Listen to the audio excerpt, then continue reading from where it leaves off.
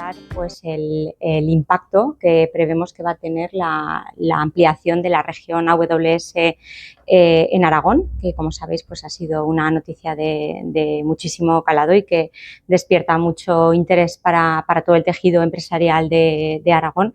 Y lo que queremos es pues, escuchar y abrir un debate con todas las empresas que están representadas en la Comisión de Economía Digital, pues para tratar los retos, las oportunidades, las problemáticas, pero sobre todo el viento de cola que yo creo que nos va a generar esta noticia. Oportunidades clarísimas son que nos va a poner en el mapa Aragón en general, ya no solo en el ámbito tecnológico, sino en el ámbito de las inversiones que puedan venir en todos los ámbitos. Tener un gran centro de datos en Aragón lo que hace es despertar el interés para muchas otras empresas que se preguntan, bueno, ¿y por qué en Aragón? Y van a entender pues, que Aragón es una región en la que tenemos, como dice AWS, tenemos acceso muy bueno a los recursos energéticos, tenemos mucha paz social, tenemos las instituciones que apoyan todo este tipo de inversiones y entonces de una cosa se deriva la siguiente, ¿no? Y es que seguro que van a apostar por nuestra región muchas otras empresas a nivel internacional. Podemos ver los riesgos a corto.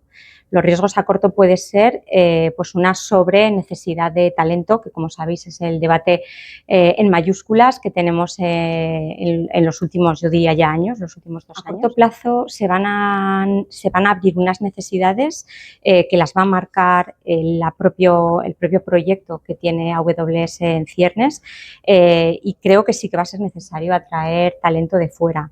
Pero como digo, si nos refugiamos en hacer unos buenos planes formativos, eso va a ser algo que se va a quedar, que va a calar y que se va a quedar en la región. Entonces, insisto, problemas a corto, iniciativas a corto y vamos a ver la oportunidad a medio plazo. Además tienen una derivada muy positiva, que no la hemos mencionado, y es que para un centro de datos funcione adecuadamente tienes que tener un sistema energético muy robusto, no se puede caer ningún día del año, ningún minuto del año, y también unos sistemas de comunicaciones muy robustos. Eso es algo que se va a quedar en la región.